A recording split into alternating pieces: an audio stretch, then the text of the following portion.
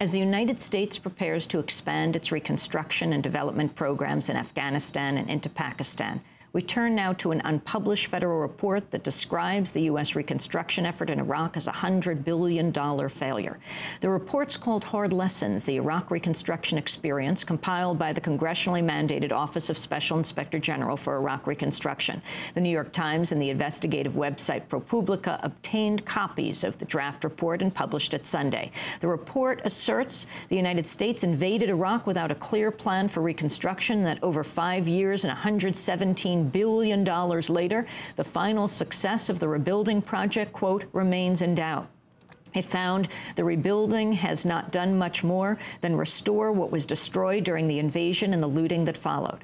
T. Christian Miller is a reporter with the online investigative journalism project ProPublica. He's read the 513-page report and wrote about it with the New York Times' James Glanz. Miller's also the author of Blood Money: Wasted Billions, Lost Lives, and Corporate Greed in Iraq. T. Christian Miller joins us from Washington, D.C. Welcome to Democracy Now! How did you get a hold of this report? The report was written, or is being written, by the Special Inspector General for the Reconstruction of Iraq, a Republican lawyer named Stuart Bowen. And those drafts of that report are now kind of swirling around here in D.C. and in Baghdad and other places as people look at them and read them and add comments. So during that process, we were able to obtain several copies of these drafts, which are going to be formally released in February. Talk about the major findings. There's a lot of stuff that's interesting in there, Amy. A lot of it has been known before. The Inspector General has been working in Iraq for several years now. He's done hundreds of audits and reviews. What the report does, though, for us, what was significant, is that it combines it all into one place at one time. So you see some of the things we've heard before, but with more details. The fact that there wasn't a lot of planning that went into the invasion in the first place. The fact that the Pentagon and the State Department were constantly had turf wars over what's going to happen in Iraq. For me, the most interesting thing, or the interesting conclusions in the report, is that going forward today, it's been 5 years since the invasion of Iraq, the U.S. government still doesn't have in place the tools that it needs to undertake a big nation-building effort abroad. We just simply don't have the capacity, the technical knowledge, the organizational skills to be able to do something like that. And that's important because that's what President-elect Barack Obama is planning for Afghanistan. Explain the history of the money spent, where it went, who profited, and who didn't. Sure. As the war got kind of kicked into high gear in 2002, and you have to remember this is after the invasion of Afghanistan, before the invasion of Iraq, Pentagon planners started getting together with some White House counterparts and tried to figure out, well, what are we going to do over in Iraq? And this is where you saw an ideological split. You had part of the government, led by Rumsfeld and Undersecretary Doug Feith and others, who felt it was going to be an easy kill. They were going to go into Iraq, invade for a little while, and pull out within a matter of months. That was sort of the most likely scenario, the one that the most planning was done for. Then you had other people who were essentially shut out of the planning process, as this book recounts, as the Hard Lessons Learned recounts, who felt like it was a quote-unquote hostile takeover, was the words they used, of this planning effort by the Pentagon.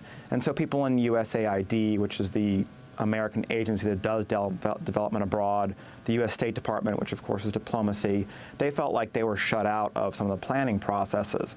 And so you never really had a focus on a long-term occupation.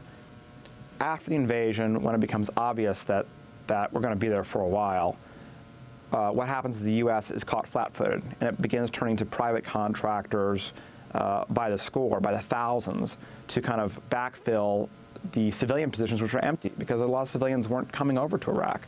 And so what you had is sort of a Wild West situation where you had people rushing to fill jobs who weren't always qualified to do those jobs, and you had just billions of dollars going out as quickly as it could be spent with not very concrete conceptions of how it should be spent. And nobody was really looking over this huge pool of cash.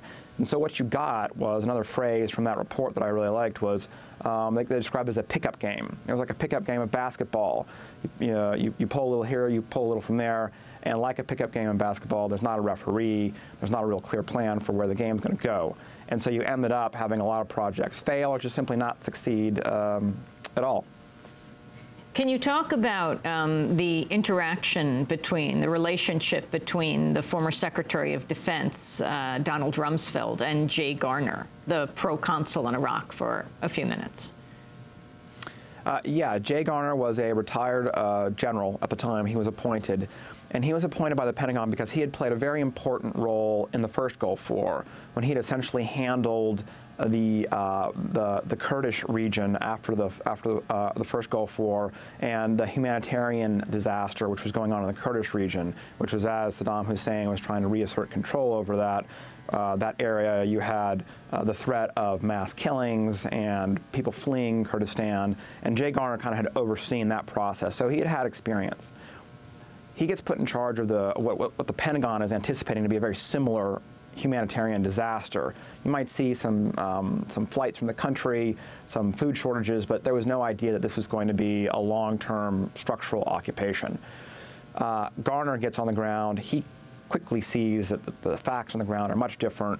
He's trying to arrange for things like keeping the Iraqi army in place, paying Iraqi civil servants. All of a sudden, he's replaced by Jerry Bremer, by the Pentagon, who comes in and who fires all the Iraqi army, dissolves the Iraqi army altogether, purges a lot of senior Ba'athist leaders in the Iraqi government, and essentially leaves Iraq without a governing structure or without a military structure. Since that moment, Garner has increasingly, never directly, but it slips out here and there, and it's certainly clear in the book, has shared his disagreements with former Secretary Don Rumsfeld, both before and afterwards. And there's some wonderful exchanges in this draft history, at least, of Garner telling Rumsfeld, you know, I think this is going to cost billions of dollars, and this is what Garner says happened. And then Garner says that Rumsfeld responds, if you think this is going to cost $1 billion, you're sadly mistaken. And of course, it's the count in Iraq at this stage of the game is $100 billion spent just on the reconstruction of Iraq, and some $500 billion spent on military operations. You talk about how, just one example, a civilian official at USAID, the Agency for International Development, is given 4 hours to determine how many miles of Iraqi roads would need to be reopened and repaired. Yeah, that was just one of many wonderful details in this book, or frightening details in this book, I should say, about how little preparation there was prior to the invasion of Iraq. There was a USAID official who essentially got a 4-hour timeline to draw up a plan to repair and rehabilitate the entire road structure of Iraq, which is a country of 26 million people. He basically had to go to the library at USAID, look up what he could, and use that as the master plan for how we were going to rebuild the road structure in Iraq. Time and time again, this book, which you can actually access the draft in its entirety if you want to do some reading, is on both the New York Times and the ProPublica website. There's just lots of little details like that to show that this was a very rushed job. T. Christian Miller, you also wrote the book, Blood Money, Wasted Billions, Lost Lives, and Corporate Greed in Iraq. Who profited here? Which corporations? Who got these billions of dollars that Rumsfeld said would never be spent? Right. It's a good question, Amy.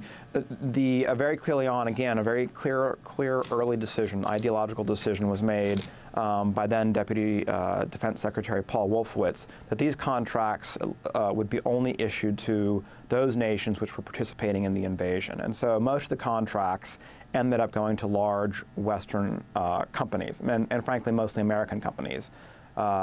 Kellogg, Brown & Root, which was then a part of Halliburton, was the biggest beneficiary. They got the single biggest number of contracts. That was focused more on supplying troops rather than on the rebuilding effort. You had other names like Bechtel Engineering was another one, Parsons Corporation, which is a company based in Pasadena, California, Perini International. A lot of large American construction firms were given these contracts to do work. There's also lesser-known companies at the time, like Titan, which was the company which had the contract to supply almost every single interpreter to troops and to civilian officials, and that mushrooms into this huge, enormous contract as the war expands and there's a need for more and more translators. So you just saw an incredible amount of money going out the door. And what this report actually makes clear, which was even more interesting to me, was just how thin the layer of government officials were to oversee all this. There's one point where USAID has, I think, 14 government USAID employees on the ground and 400 contractors who are working for them. So it's just difficult to imagine in a wartime situation with so much going on and so much money flowing that there was sufficient oversight to be able to keep track of all those people. Can you